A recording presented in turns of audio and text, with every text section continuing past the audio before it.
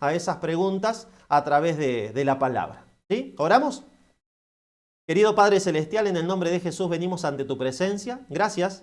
Gracias porque podemos estar comenzando este sábado con tu compañía, con tu dirección y también con tu bendición. Señor, gracias por estar unidos a través de estos medios. Gracias porque nos podemos reunir para abrir tu palabra y para estudiarla, para meditarla.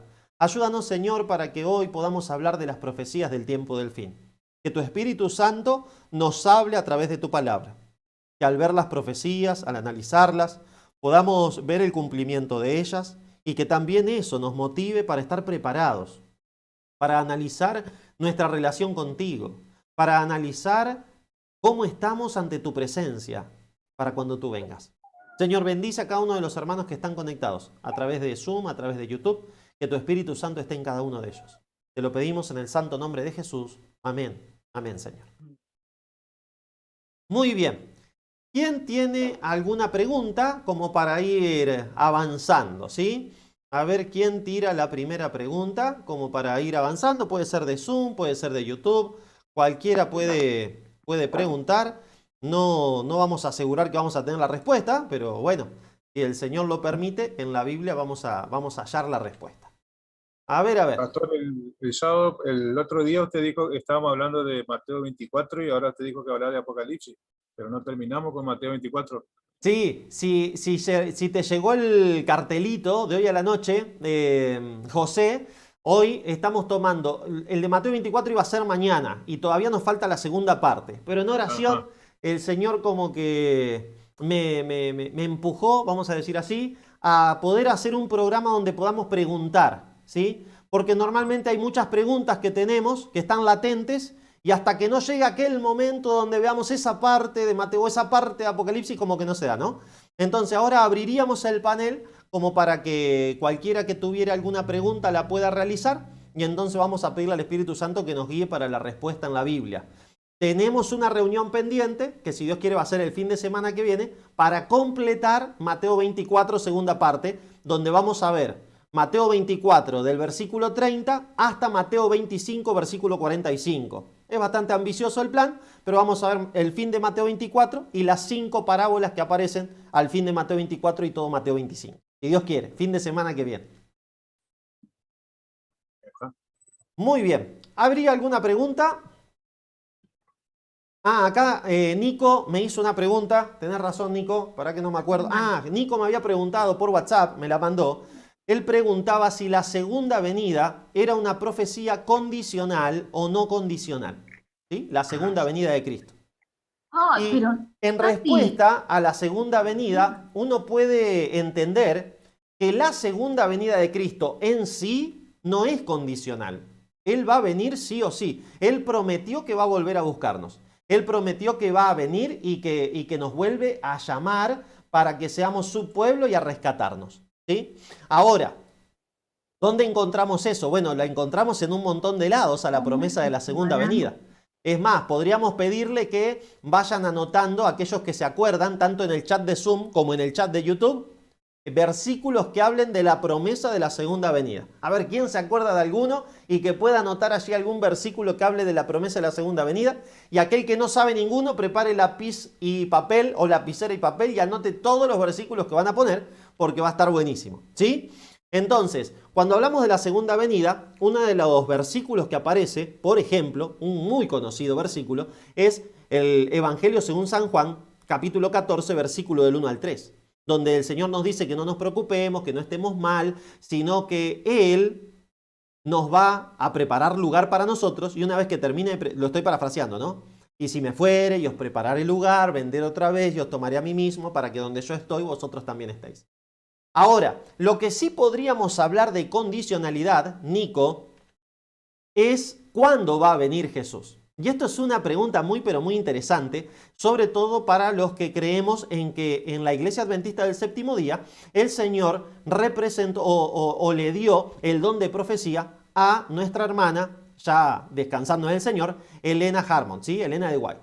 Entonces, si creemos que el Señor le dio el don de profecía, hay cosas muy interesantes que allí se dicen, ¿no? La primera es una profecía que aparece un tiempo después de 1844, donde el Señor le muestra, ella escribe, me fue mostrado que si el pueblo adventista hubiera hecho lo que debería hacer, Cristo ya hubiera venido. En 1888 escribe prácticamente lo mismo. Y en 1901 escribe otra vez lo mismo. Y no es para sorprendernos esto. ¿Por qué? Porque con los israelitas al salir del desierto nos pasó igual. ¿O no? No era la voluntad del Señor que los israelitas entren 40 años después en el desierto. El asunto es que la fe de ellos disminuyó tanto que no les daba para entrar. Así que tuvieron que caminar 40 años en el desierto y entonces después ingresaron. Ahora nosotros ya llevamos más de 40 años. Y hay una cita muy interesante del Espíritu de Profecía que dice que no es solamente nuestra responsabilidad esperar, sino apresurar la venida del Señor. Y está en análisis del texto de 2 de Pedro, capítulo 3, versículo 9, donde nos dice que nosotros tenemos que aguardar apresurándoos para la venida del Señor. Entonces, como sabemos que Jesús va a venir después de que el Evangelio sea predicado en todo el mundo, como sabemos que esa predicación no se va a dar sino con el poder del Espíritu Santo, como sabemos que el poder del Espíritu Santo va a venir en la lluvia tardía, si nosotros tomáramos el papel que hoy nos corresponde como movimiento profético que somos, si nosotros dejáramos de estar tanto en el mundo y estuviéramos más con Dios, si nosotros estuviéramos más agarrados de la palabra de Dios y menos de Netflix, de YouTube, de todas las tonterías en las que estamos, el Espíritu Santo encontraría más lugar en nuestra vida, el Espíritu Santo sería derramado y entonces vendría con poder de Dios y terminaríamos el Evangelio. Entonces, algunos pueden ver, y esta no es una doctrina de nuestra iglesia, teólogos de nuestra iglesia todavía están en análisis de esto. ¿Se puede apresurar o no se puede apresurar la venida del Señor? Entonces, ¿qué podemos decir? ¿Es condicional la venida? No es condicional. El Señor va a venir. Con vos, con mí, sin vos, conmigo, sin mí, el Señor va a venir. Entonces, ¿podemos apresurar? Supongamos que podemos apresurar. ¿Qué podemos hacer? Prepararnos para recibir el Espíritu Santo y predicar el Evangelio. Recuerden que todo discípulo del Señor nace como misionero, dice el libro Deseo de todas las gentes. Entonces necesitamos misionar, necesitamos predicar el Evangelio. Muy bien, Walter había levantado la mano, no sé si era porque tenía alguna pregunta. Han ido compartiendo algunos versículos acá. El UNEI compartió Apocalipsis 22:20, también tenemos Apocalipsis 22:12, Hechos capítulo 1, versículo 10 y 11, Apocalipsis 1:7, Apocalipsis 1:8, Marcos 20, Mateo 24:44. Muy bien, excelente. A ver, Walter, si querés activar micrófono y podemos avanzar. Ahí. Sí, yo le quería hacer una pregunta. ¿Cómo actuarán los ángeles en el tiempo del fin? Y la otra sería, ¿ya está abierto el libro profético? Muy buena pregunta. No cierres el micrófono, Nancy, todavía. ¿A cuál libro profético te referís? ¿Apocalipsis 4 y 5, donde aparece un libro en la mano del que está sentado? ¿O... Sí. ¿Sí? ¿Ese? Muy bien. Muy buena pregunta. Vamos primero con esa. Vamos desde lo último hacia lo primero, ¿sí? El libro ese ya está abierto. Es el libro donde fueron desatados 7 sellos. Hay una clase que dimos hace más o menos 3 semanas atrás, o un mes, donde hablamos de los 7 sellos del Apocalipsis. Y nos dimos cuenta de que nosotros estamos viviendo en el 6º sello. Todavía no llegamos al final del 6º sello, porque al final del 6º sello llegamos a la segunda venida de Jesús. Así que ese libro ya ha sido abierto. Quien ha ido abriendo los sellos es Cristo Jesús, el Cordero de Dios, ¿sí? Que apareció como inmolado en medio del trono. Cuando nadie podía abrir el libro, se le dijo a Juan, uno de los ancianos, lo toca y le dice: he aquí el león de la tribu de Judá, la raíz de David, es digno de abrir el libro y desatar sus 7 sellos. Y ahí apareció, dice: he aquí yo miré, y apareció un cordero como inmolado. Entonces ese libro sí está abierto y ya se han desatado, abierto, primero, segundo, tercero, cuarto, quinto y 6º sello, pero no terminó todavía el 6º sello. El 6º sello termina con esa declaración que vimos hace unas 3 semanas atrás o 2, cuando desarrollamos el tema ¿quién podrá sostenerse en pie en el tiempo del fin? Esa declaración se da justamente en el 6º sello del Apocalipsis, que se está abriendo, ¿sí? La otra que hiciste, Walter, es cuál es el papel que juegan los ángeles en el tiempo del fin. ¿Cuál es el trabajo o el papel que juegan los ángeles? Bueno, tenemos varios papeles que tienen los ángeles en el tiempo del fin. Hoy los ángeles, voy a hablar de algunos versículos que aparecen en la Biblia y también si quieren profundizar el papel de los ángeles, hay un libro maravilloso que tenemos como iglesia que se titula La verdad acerca de los ángeles. ¿Sí? Lo pueden comprar, pueden hablar con el director de publicaciones de su iglesia, pero también lo pueden descargar por internet. Está en un montón de lugares. Entonces ustedes pueden poner descargar la verdad acerca de los ángeles, Elena de White, y le aparece para descargar. ¿Sí? Bueno, dicho esto, ahí pueden leer un montón acerca de los ángeles, pero el papel que aparece justo en el tiempo del fin en los ángeles, los tenemos en Apocalipsis capítulo 7 y lo tenemos, por ejemplo, en Mateo 24:31. Le vamos a pedir a alguien que busque Mateo 24:31 para compartir la lectura, ¿sí? Y le vamos a pedir a alguien que busque Apocalipsis capítulo 7, versículo del 1 al 3, para compartir la lectura también. Los ángeles en este tiempo tienen la capacidad, tienen el mandato divino de protección sobre los seres humanos. También sabemos que el papel que juegan los ángeles es llevar nuestras oraciones ante el Padre, ¿sí? Llevan nuestras oraciones ante el Padre. Así que ese papel también tienen los ángeles, pero bueno, ese papel lo tienen siempre, ¿sí? Siempre tienen ese papel los ángeles. En el tiempo del fin específicamente tienen el papel de protección. De protección, ¿sí? Así que, ¿quién tiene Mateo 24:31 como para leerlo? Ahí tenemos Juan y Ceci, ustedes saben. A ver, probá, Juancito, sabés que se corta mucho, pero habilitá micrófono y probá a ver si te puedo escuchar.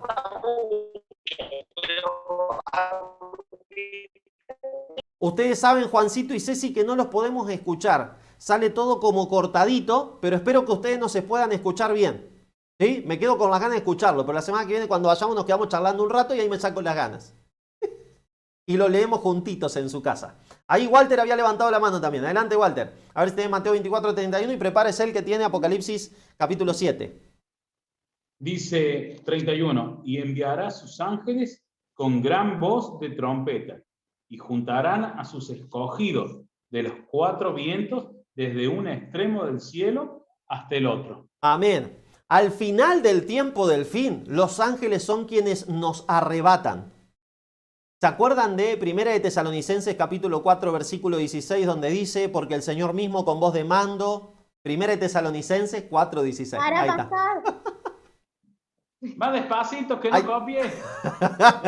Tranquilo que queda grabado en YouTube. Queda grabado en YouTube para que después lo busquen. 1 de Tesalonicenses 4:16. Entonces ahí dice, porque el Señor mismo con voz de mando, con voz de arcángel, con trompeta de Dios descenderá del cielo, los muertos en Cristo resucitarán primero, luego nosotros, los que hayamos quedado vivos, seremos arrebatados juntamente con ellos para recibir al Señor en el aire. Y allí estaremos siempre con el Señor.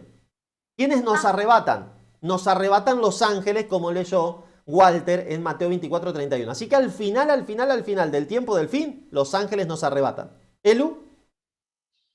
Acá en YouTube preguntan... Hola, Un segundito, ¿qué princesa. significa? Un segundito. Haceme de secretaria. Después de esta pregunta, de que termine con esta, vos me decís cuál preguntaron en YouTube. Dale, genial. Vamos, Secre. No te me duermas. Estate atenta ahí a los de YouTube. Vos. Entonces, vamos con el otro versículo. ¿Quién tiene Apocalipsis capítulo 7, versículo del 1 al 3 para compartir? A ver, ¿quién lo quiere leer? De a uno no se peleen. Vamos, Robert. Adelante, Robert. Gracias. Después vi a 4 ángeles que estaban de pie en las 4 esquinas de la tierra. Sujetaban los 4 vientos para que no soplaran sobre la tierra, ni sobre el mar, ni sobre ningún árbol. Vi a otro ángel que subía del oriente llevando el sello del Dios viviente. Gritó a los 4 ángeles que habían recibido poder para dañar la tierra y el mar. Esperen, no hagan daño a la tierra, ni al mar, ni a los árboles, hasta que hayamos puesto el sello del Dios en la frente de sus siervos. Muy bien, excelente, excelente. Y ahora vemos acá que los ángeles tienen la capacidad de proteger y de destruir. Interesante. Primero dice que hay 4 ángeles sosteniendo los 4 vientos. Esto ya lo estudiamos cuando estudiamos quién podrá sostenerse en pie, ¿sí? Pero estos 4 ángeles simbolizan a todos los ángeles de Dios que están sosteniendo a los vientos destructores, que son los demonios. Entonces nos están protegiendo. Tienen la capacidad de destruir porque cuando se cierre el tiempo de gracia, los vientos, los demonios serán soltados. Y entonces los ángeles solamente protegerán a los hijos de Dios. Solamente protegerán a los hijos de Dios. Si quieren leer un poquitito acerca de la protección angelical en el tiempo del fin, busquen el conflicto de los siglos y léanse los capítulos 41 y 42. ¿Sí? Y ahí van a ver un poquitito acerca de la protección angelical en el mismo tiempo del fin. ¿Sí? En los tiempos de tribulación. Va a estar muy bueno. Así que si hablamos del fin del tiempo del fin, Walter, ese es el papel que jugarán los ángeles. Indudablemente también los ángeles nos ayudan a entender la palabra. Los ángeles nos traen luz de parte del cielo. Hay una cita muy interesante que dice que los ángeles baten fuertemente sus alas para disipar las tinieblas.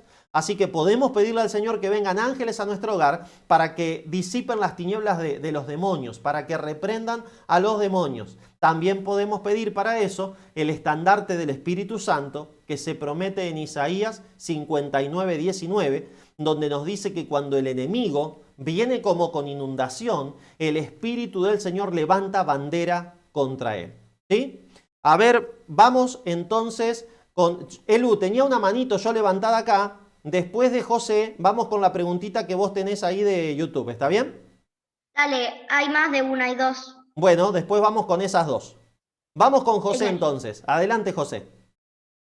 Pastor, yo quisiera que explique un poquito que los ancianos de Apocalipsis 4 si son seres humanos y también en Apocalipsis 6:9, si los mártires debajo del altar, ¿qué interpretación tiene usted de esas 2 preguntas? Muy buena, José, muy buena. El tema de los ancianos, estoy mirando para abajo porque estoy buscando una cita para que ustedes la anoten.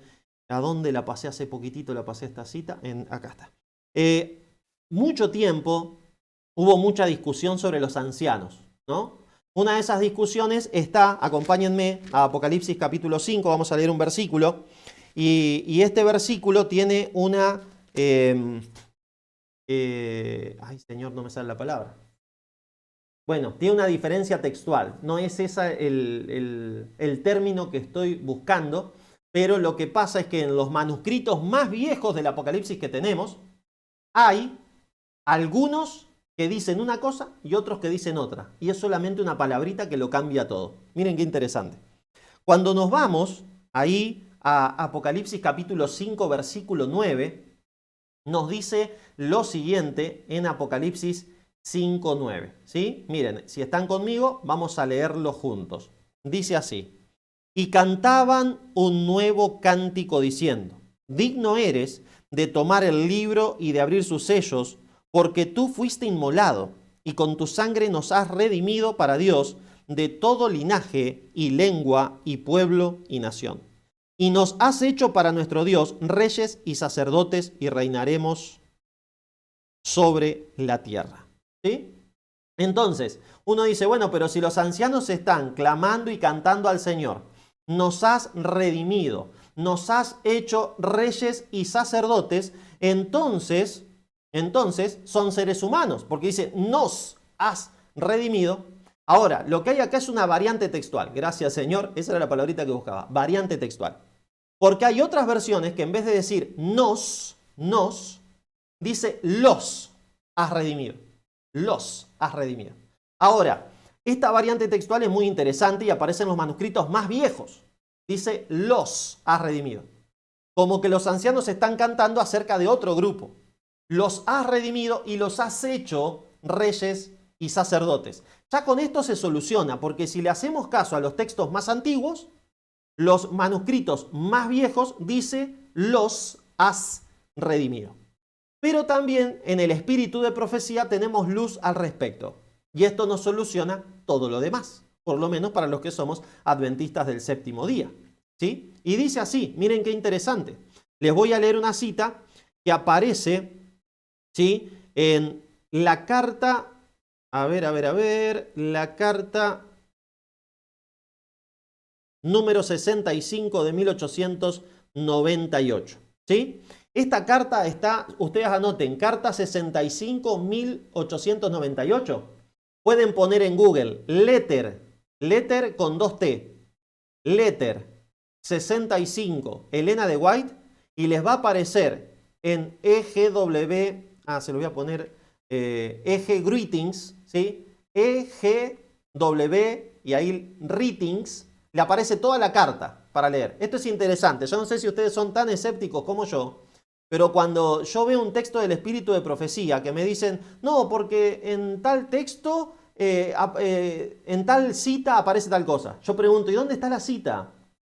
Y después me voy a buscar la cita en español y después me voy a buscar la cita en la foto de los manuscritos que tiene el Centro White. Yo quiero leer que lo diga. Bueno, yo soy bastante escéptico, ¿no? Hay otros que no, que tienen una mente más fácil.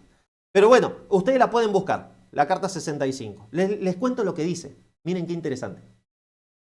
Dice así: su alma estaba conmovida hasta el punto de agonía y suspenso. Está hablando de Juan, del discípulo Juan que está mirando la visión y está llorando porque nadie fue hallado que abra el libro. Hasta que uno de los ángeles fuertes tuvo compasión de él y poniendo su mano sobre él le dijo con seguridad: no llores. He aquí el león de la tribu de Judá, la raíz de David, ha vencido para abrir el libro y desatar sus sellos. El Espíritu de Profecía nos dice que el versículo 5 del capítulo 5 es un ángel el que le dice esto. Si ustedes evocan Apocalipsis 5:5 dice: y uno de los ancianos me dijo, no llores. He aquí el león de la tribu de Judá, la raíz de David, ha vencido para abrir el libro y desatar sus sellos. El Espíritu de Profecía dice uno de los ángeles fuertes. Entonces acá vemos claramente que esos ancianos son ángeles. Son ángeles. Y algunos dicen, no, pero tienen ropas blancas. Y los ángeles nunca aparecieron con ropas blancas. Sí, aparecieron con ropas blancas. Los ángeles que aparecen en la tumba de Jesús tienen ropas blancas. Los ejércitos del Señor que vienen en Apocalipsis 19 tienen ropas blancas. ¿Sí? Así que, queridos José y hermanos, son ángeles, los 24 ancianos, dicho por la revelación. Ahora, vamos a Apocalipsis capítulo 6, ¿sí? Versículo 9, cuando se abre el quinto sello y vemos las almas que están debajo del altar. ¿Sí? Y es interesante esta visión, las almas que están debajo del altar. Dice así, Apocalipsis 5, 9. Cuando abrió el quinto sello, vi bajo el altar las almas de los que habían sido muertos por causa de la palabra de Dios y por el testimonio que tenían. Y clamaban a gran voz diciendo, ¿hasta cuándo, Señor santo y verdadero, no juzgas y vengas nuestra sangre de los que moran en la tierra? Y se le dieron vestiduras blancas y se les dijo que descansasen todavía un poco de tiempo hasta que se completara el número de los consiervos y sus hermanos que también habían de ser muertos por él. ¿Sí? Acá tenemos algo muy pero muy interesante.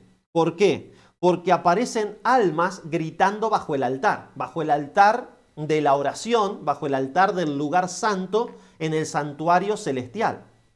Ahora, tenemos que analizar este texto en el contexto. Primero, el contexto inmediato, Apocalipsis capítulo 6. Luego el contexto un poquitito más amplio, el libro de Apocalipsis. Y luego el contexto más amplio, Génesis hasta Apocalipsis. Entonces, cuando analizamos estos tres contextos, nos damos cuenta de que la Biblia, tanto en Apocalipsis, capítulo 1, nos dice que Jesús tiene la llave de la muerte y del Hades.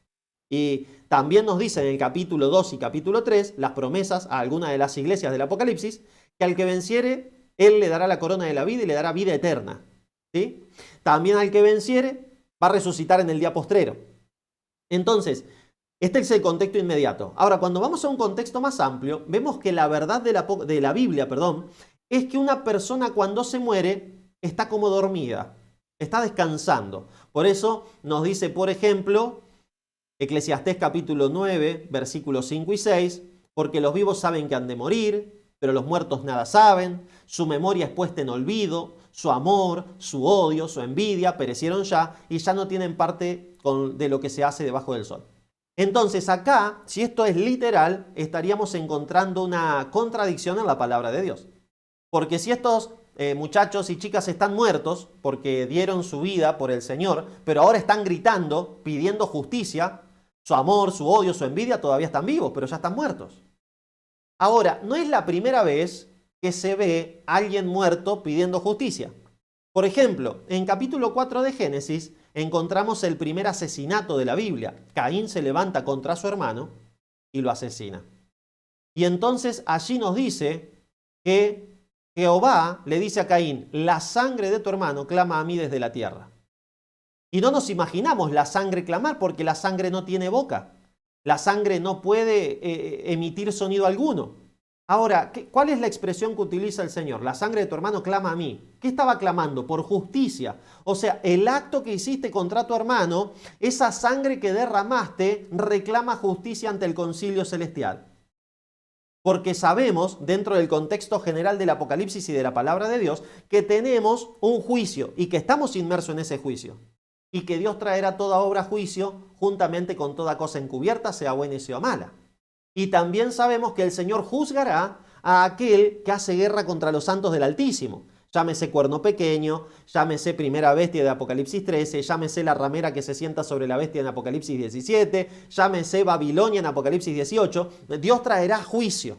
Ahora, estas almas, estas personas que murieron por Cristo y por su causa, en este contexto del quinto sello, es como que esos registros están clamando por justicia. Y el Señor les dice, tranquilos, falta un ratito porque todavía el número de los consiervos no se completó. ¿Cuál es el punto base del quinto sello? No son las almas debajo del altar, no son los registros celestiales que están puestos al lado del altar del incienso. Me voy a profundizar un poquitito más acá, ¿sí?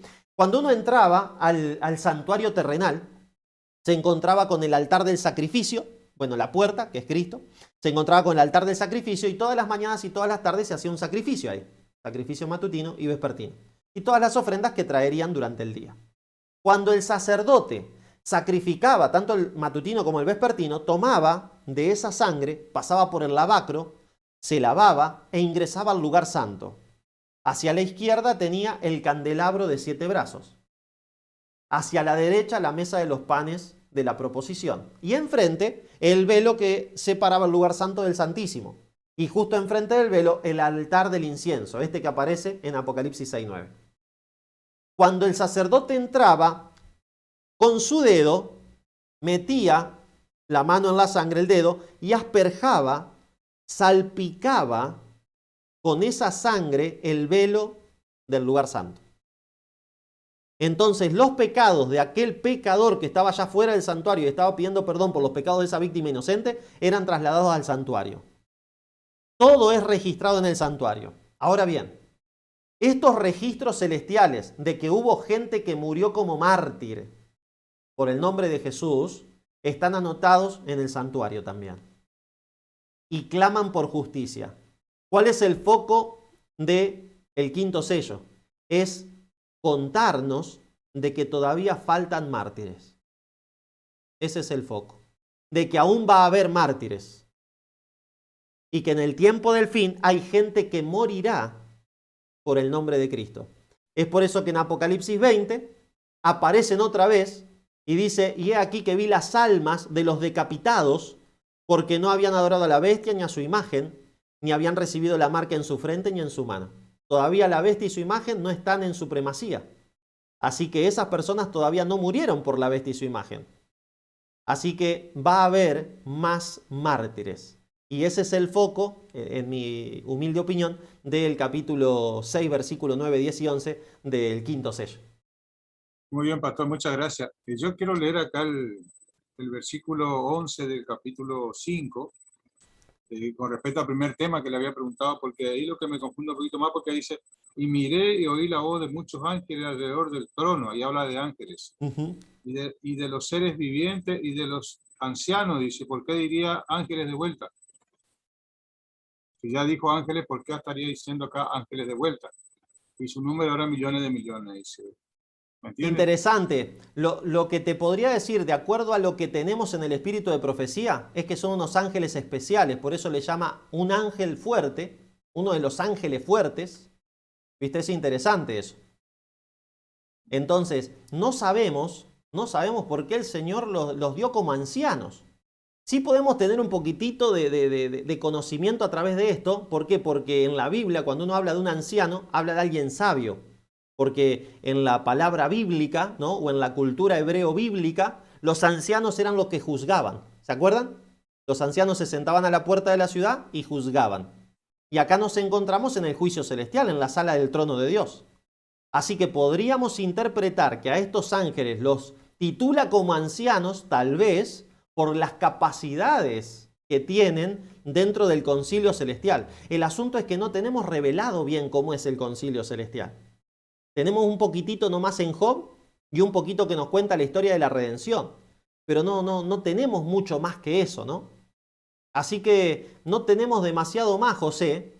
Y este es un tema que a los teólogos adventistas los ha traído locos durante mucho tiempo, ¿no? A ver quiénes son los ancianos.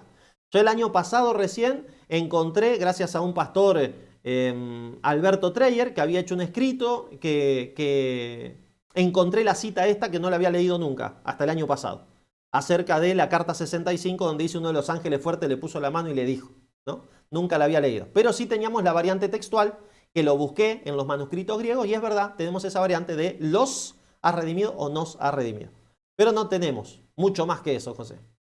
Claro, o sea que los primeros ancianos, los primeros ángeles serían los ángeles fuertes y los otros, los ancianos, serían los ángeles más débiles. Sería esa la interpretación más o Claro, menos. serían los ancianos, serían los ángeles fuertes, ¿no? De acuerdo a lo que dice el espíritu de profecía. Los otros ángeles, cuando dice y todos los ángeles que estaban alrededor del trono, que hasta ese momento no habían aparecido los otros ángeles, habían aparecido solamente los serafines, que son los 4 seres vivientes, y los ancianos. Y después aparecieron los otros, ¿no?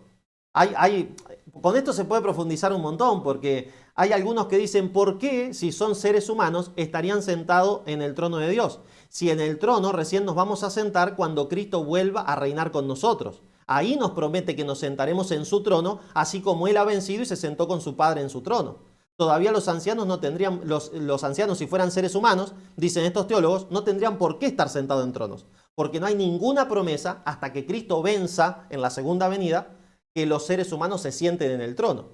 Si no, tendría que aparecer Moisés, Enoc, alguno ahí sentado en el trono. Pero entendemos, dicen estos teólogos, que ellos no se sentarán en el trono hasta que Jesús venza en su venida gloriosa y manifieste el juicio ejecutivo, ¿no? Entonces, es interesante. Ahora, como para dejar tranquilos las mentes inquietas como la mía, este tema es muy interesante, pero gracias a Dios no hace a la salvación, ¿no? No es que nos mueve los pilares fundamentales de la salvación. Si los ancianos son seres humanos, alabado sea el Señor. Si son ángeles, alabado sea el Señor. Pero no cambia nada el proceso de salvación, el plan de salvación o lo que tenemos revelado acerca de eso. Lo que pasa que yo entiendo que José como yo somos curiosos y queremos saber todo, ¿no? Y lo que más podamos. Pero es lo único que tenemos, por lo menos lo único que yo he estudiado y he encontrado en los libros que tenemos de Apocalipsis y del espíritu de profecía hasta ahora, ¿no? Así que bueno, está muy interesante, a seguir escudriñando, a seguir profundizando.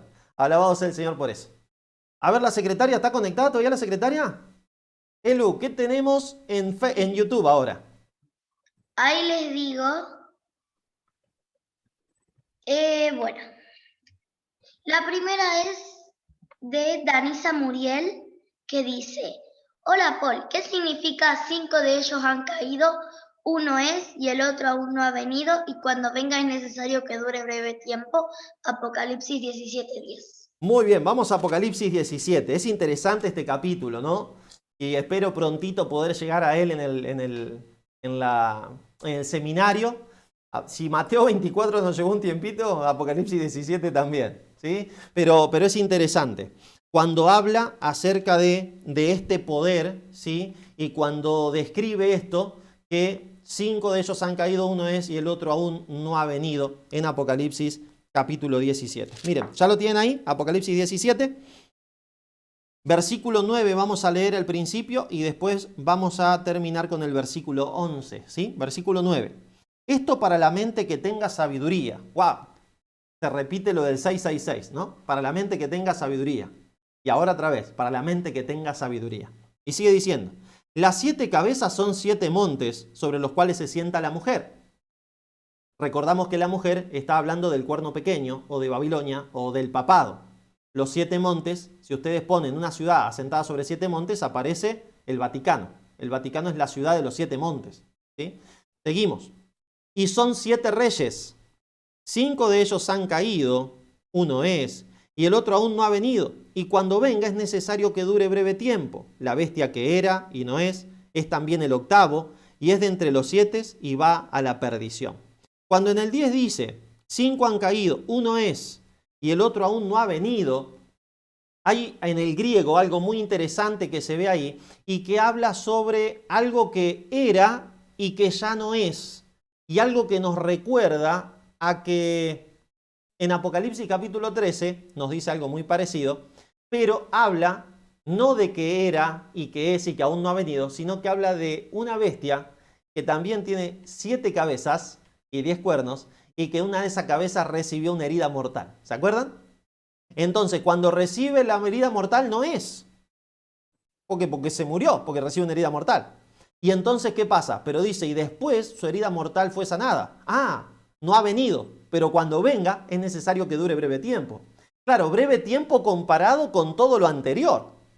Imagínense, el cuerno pequeño, ¿sí? Esta bestia de Apocalipsis 13, tuvo un poder manifestado y profundo durante 1260 años. Desde el 538 hasta 1798. Que aparece ese periodo como 42 meses en Apocalipsis 13, pero también aparece como 1260 días o tiempos y la mitad de un tiempo en el libro de Daniel capítulo 7 versículo 26. Entonces, es necesario que dure breve tiempo. ¿Y cuánto es ese breve tiempo? Porque nos encantan los números a los adventistas. ¿Se dieron cuenta de eso? Nos encantan los números.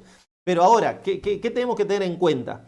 No sabemos cuánto tiempo va a ser, pero va a ser muy breve en comparación con el tiempo de supremacía papal, que fue desde el 538 hasta 1798. Entonces, ¿a quién está apuntando esta bestia que aún no es, pero que va a volver a la vida, o que cuando venga es necesario que dure breve tiempo? Al papado, a la supremacía papal, a la bestia de Apocalipsis 13, que recibió una herida mortal y su herida mortal va a sanar. Cuando sane, es ahí que viene. Ahí te doy, Nancy. Ahora, cuando llegamos al octavo, ¿sí? ¿Quién es el octavo? Y es el que maneja los hilos, el octavo. Es el que maneja todo. El dragón en el que se sienta la bestia. El dragón es aquel que está detrás de todo, ¿sí? Satanás.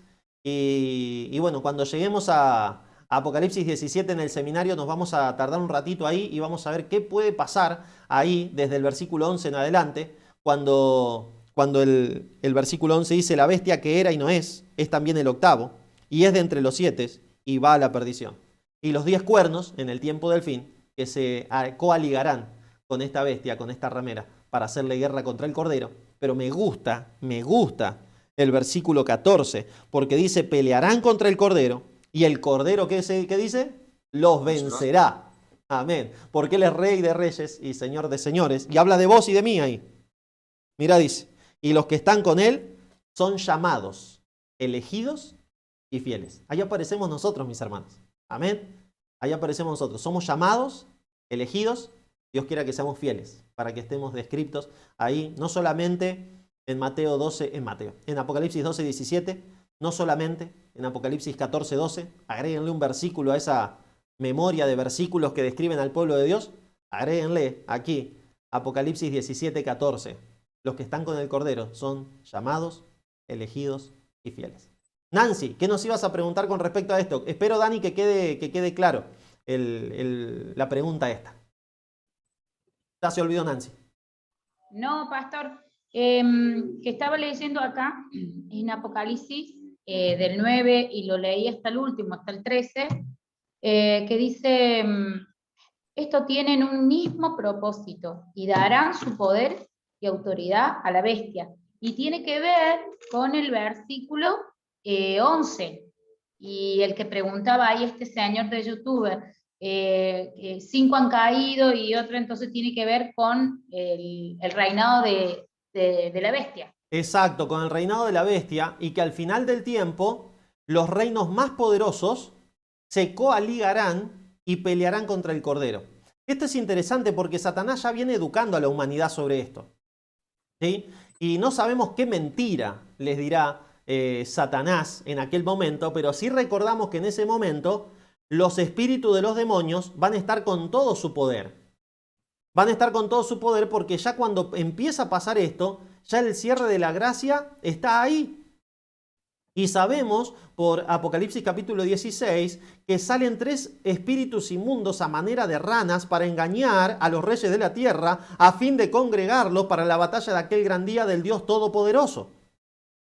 Entonces los demonios van a engañar a estos reyes se van a coaligar con la bestia y su imagen para poner la marca y el número de su nombre y también para pelear contra el Cordero. El asunto es que el Cordero los vencerá. El Cordero siempre vence. El Cordero, antes de ser Cordero, era Miguel. ¿Recuerdan? Hubo una batalla en el cielo, Miguel y sus ángeles, contra el dragón y sus ángeles. ¿Quién venció? Miguel. Después viene como Cordero al planeta Tierra. Como Cordero fue llevado al matadero, enmudeció, no abrió su boca. Sobre él cargaron nuestra maldad y por su llaga fuimos nosotros curados. ¿Quién venció en el planeta Tierra? El Cordero, Jesús, en la cruz del Calvario, y el domingo resucitó. Y entonces vendrá otra batalla, la batalla de Armagedón, capítulo 3 de la serie. Y entonces, ¿dónde se da esa batalla? En el planeta Tierra de nuevo. ¿Quiénes pelean? El dragón, sus ángeles y los 10 reyes más poderosos de la tierra. ¿Y quién vence? El Cordero. Y después viene la batalla de Armagedón, capítulo 4 de la serie de Armagedón. ¿Y dónde se da? En la tercera venida, cuando todos los impíos resuciten. Y sale y se lo suelta al demonio y sale por la tierra a engañar a Gog y a Magog a fin de reunirlos para la batalla de aquel gran día. Gog y Magog, esa batalla está reflejada y tomada esa imagen de Ezequiel capítulo 38 y 39, donde nos dice que van a cubrir la tierra como arena de la mar, como langostas, y van a ir a atacar a un pueblo desprevenido, a un pueblo bonito, que no se cuidan, que no están armados. Claro, nosotros estamos en la ciudad de Jerusalén, ahí en la Santa Jerusalén, todos chochos porque bajamos con el Señor, estamos de fiesta nosotros ahí adentro. Pero resucitaron todos, Satanás los engaña y vienen a atacar. ¿Y quién vence? El Cordero nuevamente, y ahí el pecado no se levantará más. Así que de eso se está hablando, ¿no? De la tercera batalla entre el Cordero y el dragón. O sea, esta va a ser la tercera. Ya venció 2 veces y vencerá una tercera y vencerá una cuarta. Acuérdense que el 4 siempre habla de totalidad. Las batallas entre el Cordero y el dragón son 4. Después de la cuarta, ya el Señor elimina el pecado para siempre. Elu, ¿teníamos otra pregunta en YouTube? Sí, 2 más tenemos. Bueno. La primera, después de esta, era Pastor. ¿Un ángel tiene más poder que Satanás? Muy buena pregunta, muy buena pregunta. Sabemos que Satanás era un De querubín. Andrés Villarruel. Muy bien, excelente. Mandamos un saludo entonces a Andrés Villarruel. ¿Será Daniel, che? Dani, confirmame si sos vos o capaz que es tu hijo. Bueno, si un ángel tiene más poder que Satanás. Me había quedado una laguna. Sabemos que Satanás era un querubín grande y protector. Sabemos que Satanás era el sello de la creación. Sabemos que era el ángel más excelso creado por Dios. Sabemos por lo que dice el capítulo 28 del libro de Ezequiel y el capítulo 14 del libro de Isaías, que Satanás fue creado con música. Los primores de tus tamboriles estaban preparados para ti en el día de tu creación. Sabemos que se paseaba por entre medio de las piedras de fuego, ¿sí? Por entre medio de las piedras de fuego, que es la gloria de Dios, según lo que nos dice Deuteronomio. Entonces Satanás es bien poderosísimo, ¿no? Ahora, si era un querubín grande y protector, hay alguien que ocupó su lugar, porque ese querubín cayó. Así que podríamos decir que hay uno que tiene por lo menos el mismo poder. El asunto es que no conocemos qué otros ángeles hay. La Biblia no habla mucho sobre los ángeles. Nos da un poco de información, pero no nos da demasiada información. Ahora, sabemos que Gabriel, muchos piensan que Gabriel es el ángel que tomó el lugar del lucero de la mañana, ¿no? Sabemos que Gabriel se le opuso 21 días, Satanás a Gabriel. El príncipe del ejército de Persia se me opuso durante 21 días, pero es aquí que el principal de los príncipes, el que pelea por tu pueblo, le dijo Gabriel a Daniel en Daniel capítulo 10, ha venido a ayudarme. ¿Quién lo vino a ayudar? Miguel. Miguel vino a pelear contra Satanás. Entonces, tal vez Gabriel y Satanás tienen los mismos poderes, no sabemos. La verdad es, Andrés, que está velado qué ángel tiene más poder que Satanás o si hay alguno que tiene el mismo poder o no. Lo que sí sabemos es que Jesús tiene mucho más poder.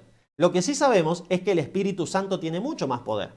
En Mateo capítulo 12 aparece la parábola del hombre fuerte. Y ahí, si me quieren acompañar, en Mateo 12 nos dice quién es el que ata al hombre fuerte. El hombre fuerte es el demonio. Cuando hablo del demonio puedo hablar de Satanás o cualquiera de los demonios, ¿no? Es más, te dice que el querubín grande cayó, pero no sé si alguna vez pensaste que tal vez cayó otro querubín más o algún serafín tal vez. No sabemos cuántos cayeron. Sabemos que cayó una tercera parte de los ángeles del cielo, pero no sabemos de qué categorías. Así que no sabemos cuántos querubines cayeron o cuántos serafines cayeron. O si alguno de los ángeles fuertes, como son estos ancianos, cayó alguno. No tenemos idea. Lo que sí sabemos es que el Espíritu Santo tiene más fuerza que cualquiera de ellos y que todos juntos. Miren lo que nos dice acá, Mateo capítulo 12. Y qué interesante lo que dice acerca del hombre fuerte. Bueno, acá se le dice a Jesús que echa a los demonios por Belcebú, príncipe de los demonios. Pero el Señor entonces les da esta parábola. ¿Sí? Dice así. Versículo 25. Sabiendo Jesús los pensamientos de ellos, les dijo: todo reino dividido contra sí mismo no puede permanecer, y toda ciudad o casa dividida contra sí misma será asolada. Y si Satanás echa fuera a Satanás, no podrá permanecer. ¿Sí? Versículo 27. Y si yo echo fuera a los demonios por Belcebú, ¿por quién los echan vuestros hijos? Por tanto, ellos serán vuestros jueces. Pero si yo por el Espíritu de Dios echo fuera a los demonios, ciertamente ha llegado a vosotros el reino de Dios. Acá viene la parábola. Porque ¿cómo puede alguno entrar en la casa del hombre fuerte y saquear sus bienes si primero no le ata y entonces podrá saquear su casa? ¿Quiénes son casas espirituales? Nosotros. Mateo 12:43 dice: cuando el espíritu inmundo sale del hombre, anda por lugares secos buscando reposo y no lo halla. Entonces dice: volveré a mi casa. Hebreos capítulo 3:6 dice que nosotros somos casa de Dios si mantenemos firme la esperanza y el gloriarnos en esa esperanza. Primera de Corintios capítulo 3 versículo 16 nos dice que somos templo del Espíritu de Dios. Nosotros somos casas espirituales. Así que el Señor dice acá 29 de Mateo 12, porque ¿cómo puede alguno entrar en la casa del hombre fuerte? ¿Quién es el hombre fuerte acá en la parábola? El demonio. ¿Cómo puede acaso alguien entrar en la casa del hombre fuerte si primero no le ata? Versículo 30. El que no es conmigo contra mí es, y el que conmigo no recoge desparrama. ¿Quién es el que ata al demonio? ¿Puedo yo como ser humano atar al demonio? ¿Quién ataba a los demonios? Y Jesús lo dice: mas si yo echo a los demonios por el Espíritu de Dios, por el dedo de Dios, dice otro de los evangelios sinópticos, entonces, se está cumpliendo en mí la escritura, entonces el que ata a los demonios para echarlos fuera de una casa espiritual, de un ser humano, es el Espíritu Santo. Entonces, la pregunta, aparte de si los ángeles hay alguno que tenga el poder de Satanás, la pregunta es: ¿y cómo hacemos para vencer al enemigo? Y la respuesta es: con el Espíritu Santo. Si el Espíritu Santo está en nosotros, no hay demonio que nos pueda hacer nada. Si el Espíritu Santo habita en nuestro corazón, no hay demonio que nos pueda tocar, a menos que el Señor le dé permiso, como pasó con Job. Pero si no, no hay demonio que pueda llegar a nuestra vida. ¿Sí? Muy bien. ¿Tenemos alguna otra pregunta, Elu, o de acá de Zoom? Sí, hay una pregunta en YouTube también. A ver. Bueno, primero voy a confirmar que sí era Daniel, no Andrés. De Nico, una pregunta de George Ranico, no sé quién será. ¿Quiénes son los dos testigos? Buenísimo, Jorge Ranico. No sabemos quién es, pero bueno, es de Nico, le vamos a decir. Nico. Creo que es el mismo que te preguntó si es condicional o no la segunda venida. Ese mismo. Muy bien. Entonces, ¿quiénes son los dos testigos? Apocalipsis capítulo 11, si me quieren acompañar, vamos con esa. Es también un texto interesante. Creo que había salido algo en uno de los últimos clases que tuvimos de Mateo o de Apocalipsis y alguien preguntó, pero no dimos una respuesta profunda, sino que lo tocamos así de costadito. ¿Sí? Los dos testigos es algo muy, pero muy interesante y acá en Apocalipsis 11 aparece. ¿Ya lo tienen ahí? Apocalipsis 11, ¿me acompañan en la lectura? Dice así: entonces me fue dada una caña semejante a una vara de medir y se me dijo: levántate Mide el templo de Dios y el altar y a los que adoran en él. Pero el patio que está fuera del templo déjalo aparte y no lo midas, porque ha sido entregado a los gentiles y ellos lo pisarán, la ciudad santa, 42 meses. ¿No? Está hablando otra vez de esta profecía de los 42 meses. Cuando hablamos de profecía de tiempo, es interesante saber de que el Señor nos ha dejado revelado en el espíritu de profecía que después de los periodos proféticos más largos no hay profecía de tiempo. Déjenme que les voy a leer algo acá, unas citas que tengo seleccionadas acerca de esto, porque esto creo que es muy, pero muy interesante. Ahí las estoy buscando, manténganse un ratito y ahí les voy a leer 2 citas que tengo seleccionadas. Es más, se las voy a mostrar y las leemos juntos. ¿Qué les parece? A ver dónde está. Acá está. Miren lo que dice. Espero que estén viendo la cita. Sí, ahí me doy cuenta que la están viendo. Dice esta de 1900 y después tengo una de 1888. Al Señor le había placido mostrarme que no habría tiempo definido en el mensaje dado por Dios desde 1844. Nuestra posición ha sido esperar y velar con ninguna proclamación de tiempo entre el cierre de los periodos proféticos en 1844 y el tiempo de la venida del Señor. ¿Sí? Esto es muy, pero muy interesante. Hay otra que dice que el ángel fuerte que proclama en Apocalipsis capítulo 10 que el tiempo no será más, habla del tiempo profético y nos dice que después de 1844 no hay ninguna profecía de tiempo. ¿Por qué digo esto? Bueno, porque justo se me cruzó por la mente ahora que leí los 42 meses. Sigamos adelante, ¿sí? Vamos con los 2 testigos. ¿Quiénes son los 2 testigos? Versículo 3. Y daré a mis 2 testigos que profeticen por 1260 días vestidos de cilicio. Estos testigos son los 2 olivos, los 2 candeleros que están en pie delante del Dios de toda la tierra. Si alguno quiere dañarlo, sale fuego de su boca y devora a sus enemigos. Y si alguno quiere hacerles daño, debe morir él de la misma manera. Estos tienen poder para cerrar el cielo a fin de que no llueva en los días de su profecía, y tienen poder sobre las aguas para convertirlas en sangre y para herir la tierra con toda plaga cuantas veces quieran. Cuando hayan acabado su testimonio, la bestia que sube del abismo hará guerra contra ellos y los matará. Y sus cadáveres estarán en la plaza de la gran ciudad, que en sentido espiritual se llama Sodoma y Egipto, donde también nuestro Señor fue crucificado. Y de los pueblos, tribus, lenguas y naciones verán sus cadáveres por 3 días y medio y no permitirán que sean sepultados. Y los moradores de la tierra se regocijarán sobre ellos y se alegrarán y se enviarán regalos unos a otros, porque estos 2 profetas habían atormentado a los moradores de la tierra. ¡Wow! Hay mucho acá, ¿no? Los 2 testigos. Es un tema muy, pero muy interesante. Déjenme que voy a buscar algo para mostrarles, a ver si lo encuentro acá rapidito. Pero gracias, Señor, acá está. A ver si es este.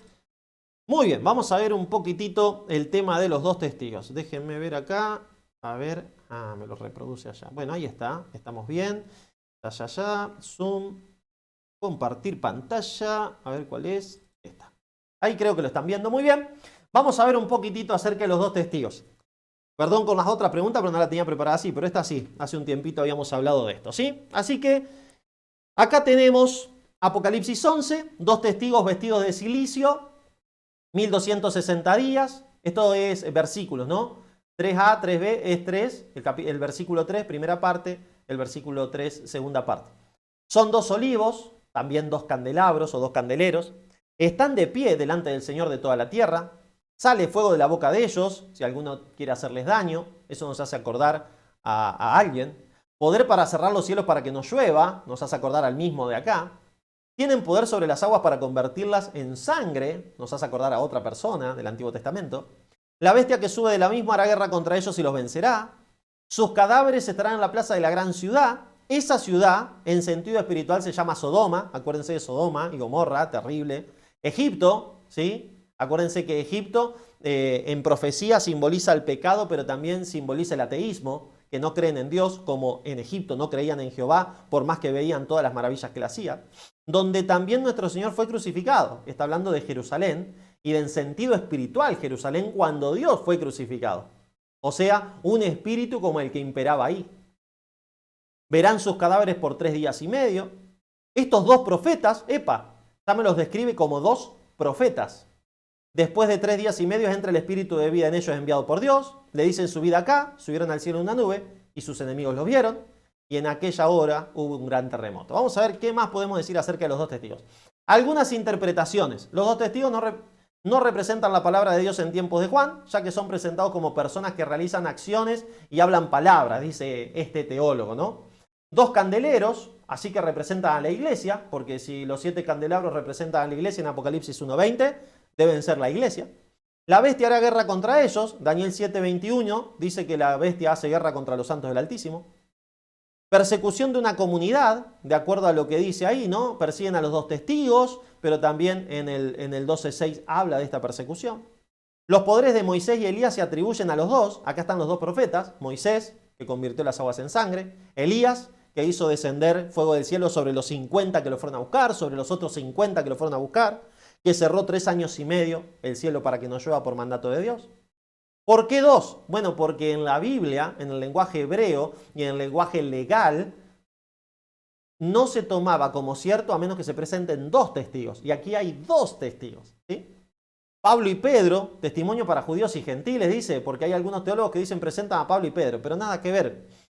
La iglesia esperaba que Moisés y Elías vengan antes del día de Jehová. Malaquías 4, versículos 4 y 5.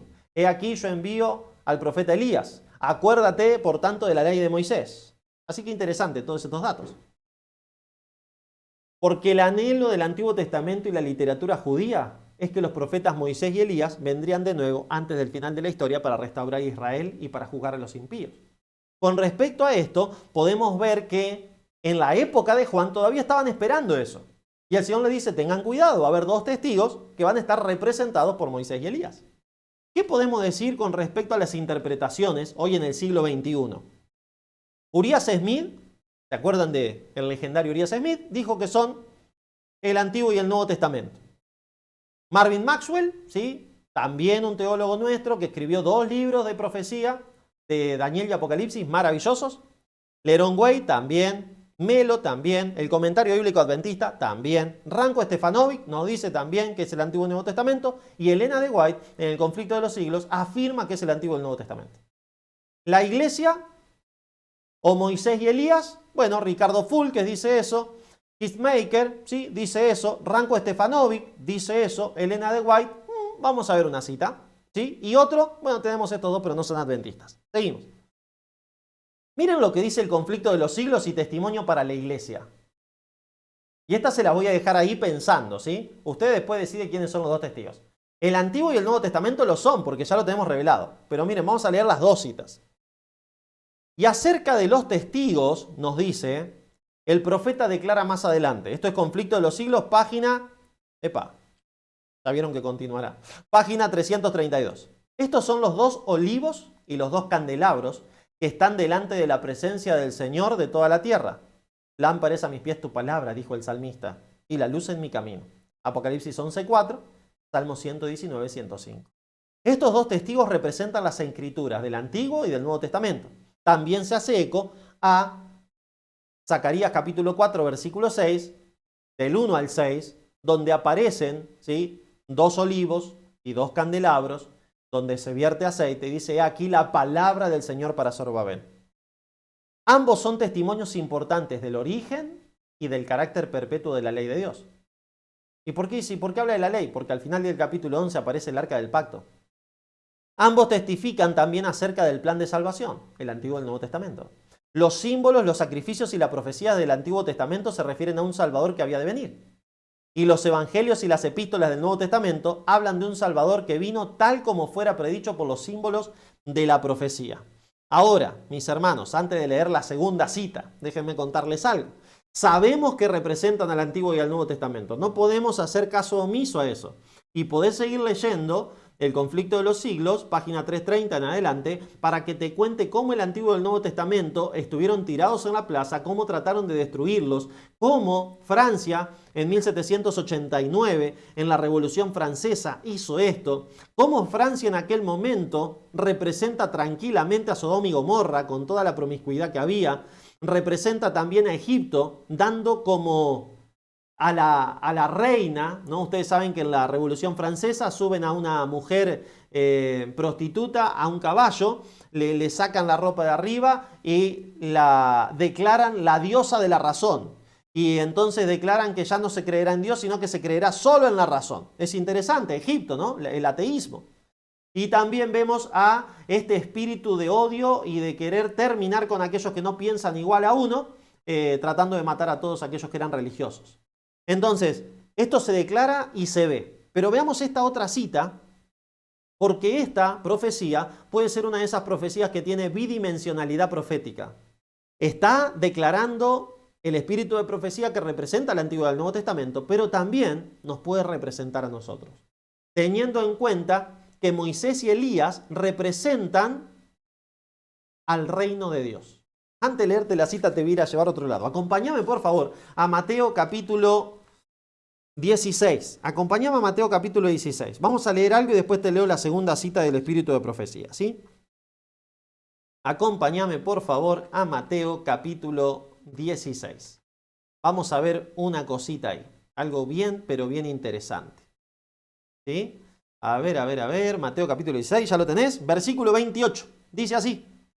De cierto os digo que hay algunos de los que están aquí que no gustarán la muerte hasta que hayan visto al Hijo del Hombre viniendo en su reino. ¡Wow! Le está hablando a los 12 discípulos. Si no gustarían la muerte hasta que hayan venido a Cristo, Jesús le mintió si todavía no vino en su reino. ¿Qué quería decir Jesús? Bueno, sigamos leyendo. Enseguida nos lo explica Mateo. 6 días después, ¿6 días después de qué? Y de lo que nos dice antes. 6 días después de esa declaración de Jesús a sus discípulos. 6 días después, Jesús tomó a Pedro, a Jacobo y a Juan su hermano y los llevó aparte a un monte alto. Y se transfiguró delante de ellos y resplandeció su rostro como el sol y sus vestidos se hicieron blancos como la luz. Así es como va a venir en las nubes de los cielos en la segunda venida. Lleno de gloria. Y no solamente de gloria, sino de gloria y majestad. Y aquí le aparecieron Moisés y Elías hablando con él. Moisés y Elías. Así que Jesús le dice a sus discípulos, hay algunos de ustedes que no verán la muerte hasta que no vean el reino de Dios. 6 días después, toma a 3 de ellos, se los lleva al monte, se transfigura ante ellos y vienen 2 personas, pero 2 personas especiales, que ya están viviendo en el cielo. ¿Por qué no trajo a Enoc? No, a Moisés y a Elías trajo. ¿A quién representa Moisés? ¿Por qué Moisés está en el cielo? Moisés está en el cielo. Sí, Nancy. Moisés representa a la resurrección que vamos a tener nosotros. Muy bien, Creo. excelente Nancy. Moisés está en el cielo porque aparece Jesús en Judas capítulo 1 versículo 9 peleando contra el diablo por el cuerpo de Moisés. Jehová es quien sepulta a Moisés, de acuerdo nos cuenta Deuteronomio, pero sabemos por Judas 1:9 que Jehová resucita a Moisés y se lo lleva al cielo. Por eso aparece acá, porque si no estaría muerto.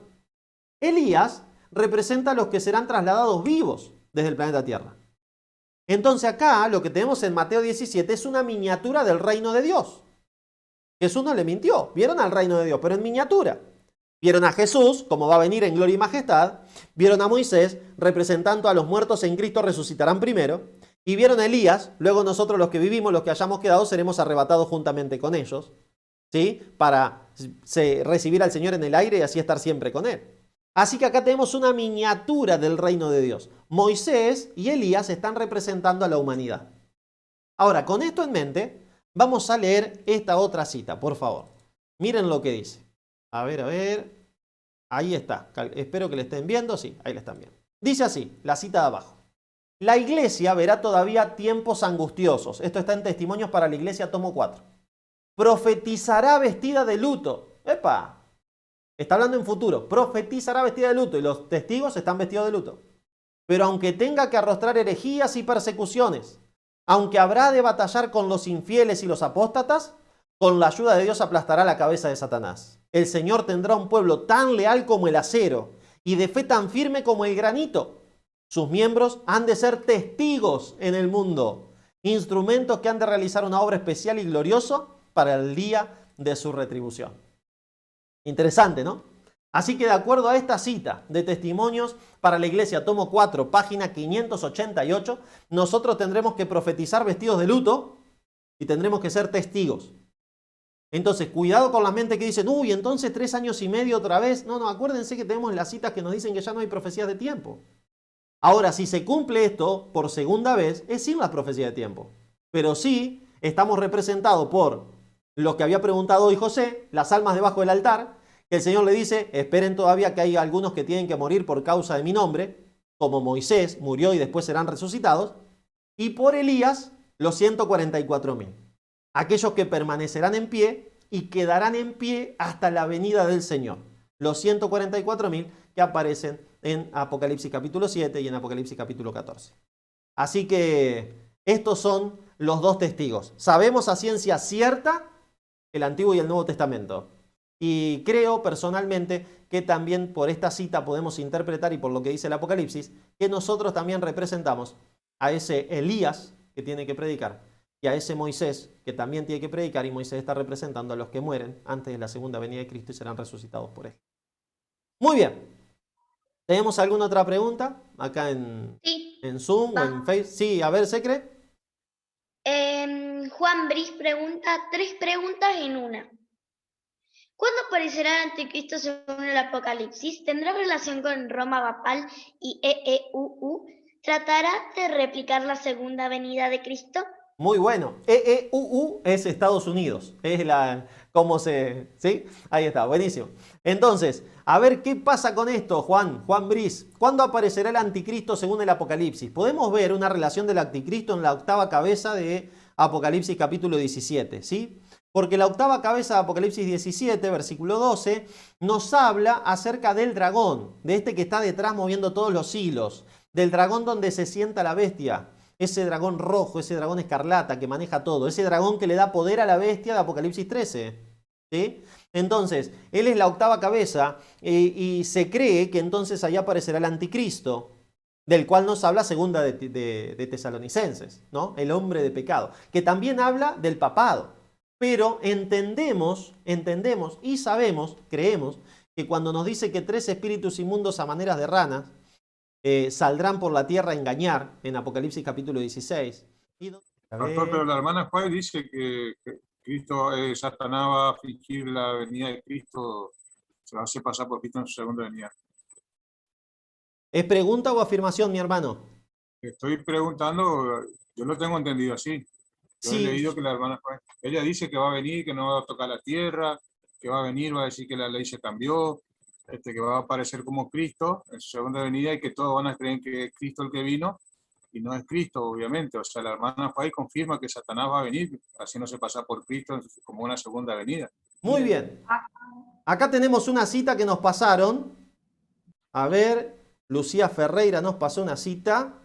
Hay un límite más allá del cual Satanás no puede ir, y al llegar a él recurre al engaño y falsifica la obra en que en realidad no tiene poder para efectuar. En los últimos días aparecerá en una forma tal que haga creer a los hombres que él es el Cristo que viene al mundo por segunda vez.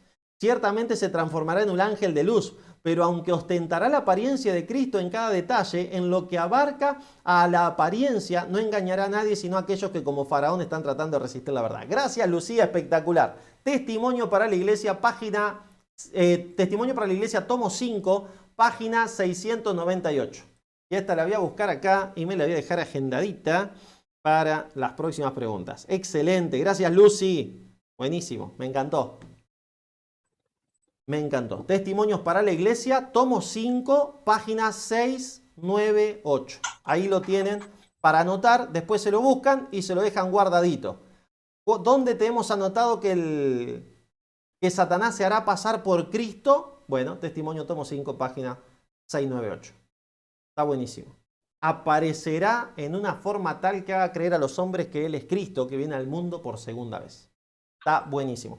Dentro de esta perspectiva, muchos creen que, de eso sí no tenemos nada escrito, pero muchos creen que tratará Satanás para engañar a todo el mundo protestante de terminar de reconstruir el templo de Jerusalén e ir allá y hablar como si volviera allá. Ustedes saben que la teología protestante, la teología dispensacionalista, está esperando de que Cristo venga a reinar y que lo venga a hacer en Jerusalén literal. Así que eso es interesante también.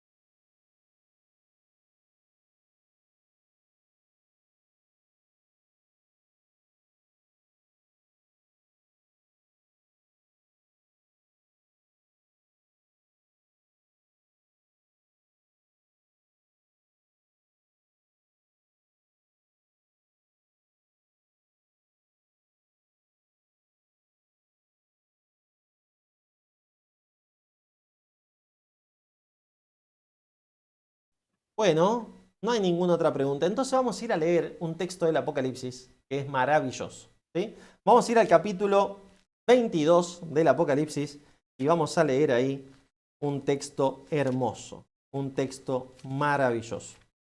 Miren lo que dice la palabra de Dios en Apocalipsis capítulo 22.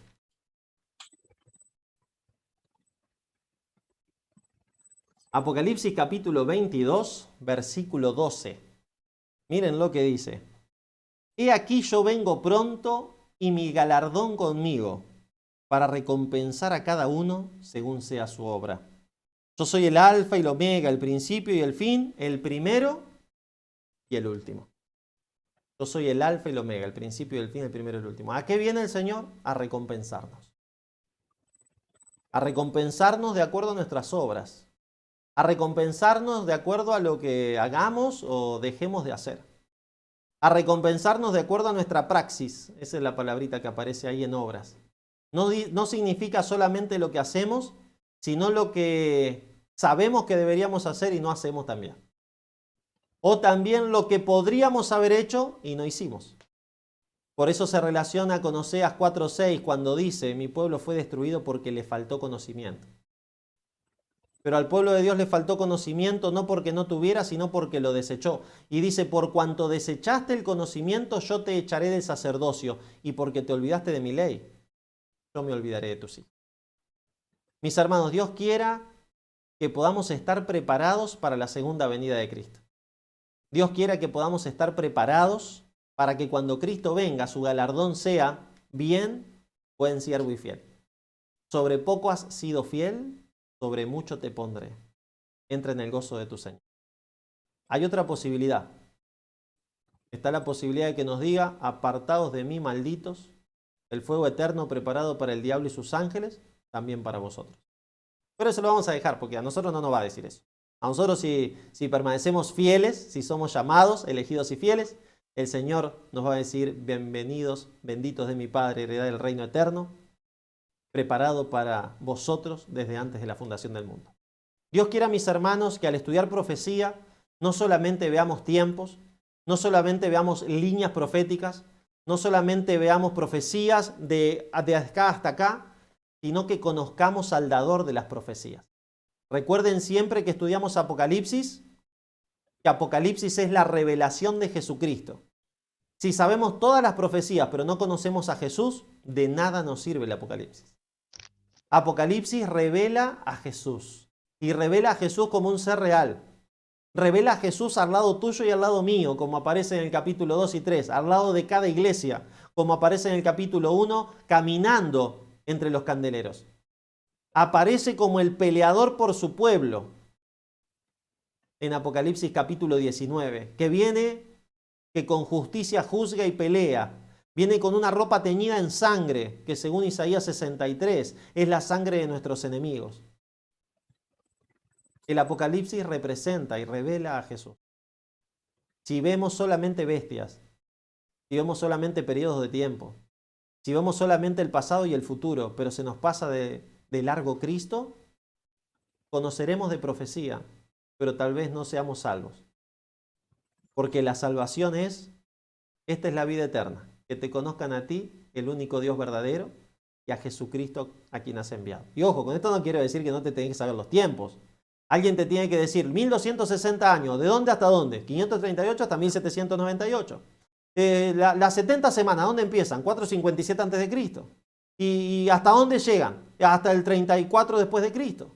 Ah, muy bien. ¿Y 1290 días? ¿Dónde arrancan? Allá en el 508 con Clodoveo. ¿Y en los 1335 por qué son bienaventurados los que lleguen? O sea, todo hay que saberlo. No digo que no hay que saberlo. Ahora hay que saber eso, pero conociendo a Cristo. Teniendo una relación directa con Cristo. Y miren que nos falta saber. Por eso doy gloria a Dios. Porque podemos tener estos espacios de encuentro donde todos aprendemos. Yo soy el primero que aprende acá. Y todos aprendemos. Y gloria a Dios porque nos podemos reunir y podemos estudiar las profecías del tiempo del fin para prepararnos, para estar apercibidos, pero también para conocer a Cristo Jesús. Habla con Él. No lea solamente el conflicto de los siglos, lee también el libro de la oración. Habla con Él todo el día. Cada día, contale tus penas, contale tus pesares. Habla mientras estás trabajando, habla mientras estás estudiando, habla del chico que te gusta, habla de la chica que te gusta, habla de con quien te querés casar, habla de los sueños que tenés, habla de tu esposa, de tus hijos, habla de los desafíos que tenés, habla de todo con Jesús a cada momento. Y Él entonces nos dice la revelación que nos dirá qué hacer a cada instante. La palabra de Dios nos dice que nosotros tenemos que presentar nuestros cuerpos en sacrificio vivo, santo y agradable a Dios, que es nuestro culto racional. Romanos 12:1. Y Romanos 12:2 dice, no conformándonos a este mundo, sino siendo transformados por la renovación de nuestro entendimiento para conocer cuál es la buena voluntad de Dios agradable y perfecta. Ahora, querido hermano, que estás acá en Zoom y vos también que estás en YouTube, no te voy a preguntar si conoces cuándo comienzan las 70 semanas, pero sí te voy a preguntar esto, y no para que me lo respondas, para que lo pienses, y yo me lo voy a preguntar a mí. ¿Sí? ¿Conoces a Cristo de forma tal de que hoy, viernes 18 de junio de 2021, supiste cuál era su voluntad en tu vida y la hiciste? ¿Conoces a Cristo de forma tal de que hoy a la mañana hablaste con Él y Él te dijo qué quería que hagas en este día? Porque si no estamos haciendo eso, por más que conozcamos las profecías, estamos en un terreno peligroso. Entonces, sigamos estudiando las profecías, pero conectémonos con Cristo y conozcamos a Cristo. De forma tal de que Él nos diga cada día cuál es su voluntad, por dónde ir, hacia dónde ir, qué hacer y qué no hacer. Que nos dejemos guiar por el Santo Espíritu de Dios, que nos dejemos guiar por esa voz apacible que nos guía, a veces con la palabra directamente, a veces con sentimientos en el corazón. Y no digo que no tenemos que ser racionales, no hablo de guiarnos por sentimientos, pero hay veces donde el Señor nos hace percibir una impresión en el corazón tan fuerte que sabemos que Él nos está hablando y que nos dice que tenemos que hacer eso. Espero, mis hermanos, que todos en esta semana podamos seguir creciendo en ese aspecto también, para que cuando llegue el viernes que viene y nos encontremos, el viernes que viene va a ser un ratito más tarde la reunión, porque tenemos otra capacitación, que ya se las voy a pasar. Estamos invitando a un pastor para que nos dé una capacitación sobre cómo acercarnos para predicarle el evangelio a personas de otros credos. Ya hicimos una el año pasado, vamos a hacer una el viernes que viene. Y después de esa seguiremos con Apocalipsis.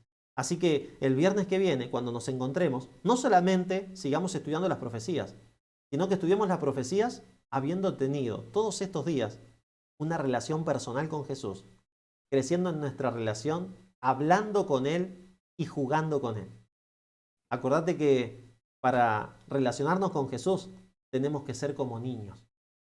Hay un pastor que una vez se levantó y se puso a leer la Biblia y dice, Señor, leyó, entre todo lo que leyó, Mateo 28:20. Y yo estaré con vosotros todos los días hasta el fin del mundo. Y él le dijo, Señor, bueno, ya que vas a estar conmigo, hoy me vas a acompañar a todos lados. Así que se subió al auto, cerró su puerta.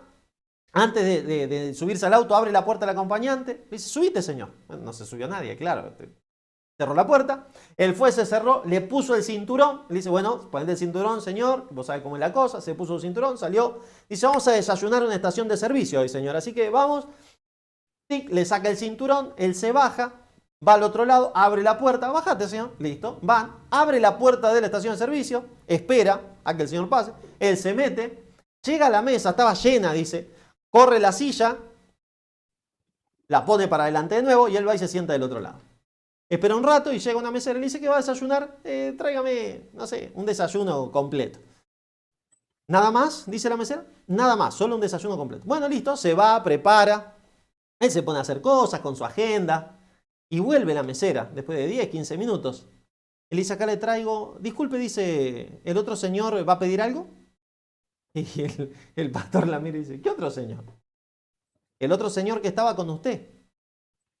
No, yo vine solo, dice. No, yo no soy loca. Usted le abrió la puerta, él pasó. Usted le corrió la silla, él se sentó. Me miró, sonreía, parecía un hombre amable. Y el pastor se empezó a poner nervioso, le empezaron a transpirar las manos, le empezaron a tirar el corazón. Para él era un juego. Dice, no, él no va a pedir nada. Muchísimas gracias. Hay que ser como niños para relacionarse con Dios. No sé si alguna vez lo hiciste, No sé si alguna vez te animaste a jugar con el Señor, a decirle que te acompañe, a decirle que estudie con vos, a decirle que te cuente cuáles son las respuestas en un examen cuando ya lo estudiaste y no te acordás cuáles son. Me encantaba cuando el Señor me soplaba las respuestas en los exámenes, ¿no? Yo había estudiado, pero me ponía nervioso por ahí. Señor, ¿y acá qué le pongo acá? ¿Qué? ¿Esta es esta o esta? Las veces que habríamos peleado con el Señor, porque Él me decía que iba una y yo decía, no, estoy seguro que es esta. Pero bueno, siempre, gracias a Dios, opté por ponerla del total, después le reclamaba, pero no le tuve que reclamar nunca, porque siempre estaban bien, ¿no? Es hermoso jugar con el Señor. No pierdas eso. Seguí estudiando las profecías. Seguí profundizando en Daniel y Apocalipsis, Mateo 24, Lucas 21, Marcos 13, Segunda de Tesalonicenses capítulo 2. Seguí profundizando. Tercera de Juan, seguí profundizando. Zacarías, seguí profundizando. Pero no te pierdas la relación con Jesús, porque si no, no tendrás nada.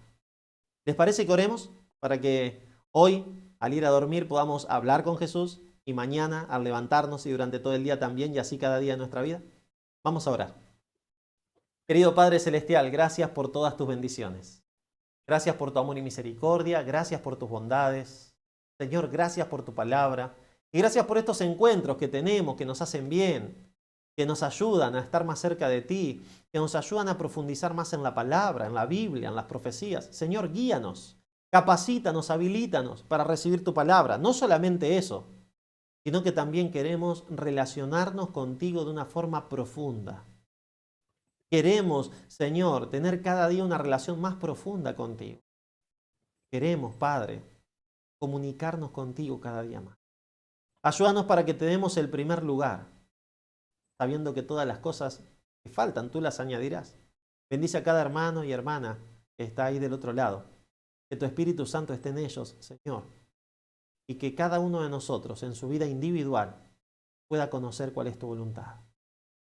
Podamos no conformarnos a este mundo, sino ser transformados a través de la renovación de nuestro entendimiento cada día para saber y hacer tu buena voluntad, agradable y perfecta. Danos una linda noche de descanso, te lo pedimos en el santo nombre de Jesús. Amén, Señor.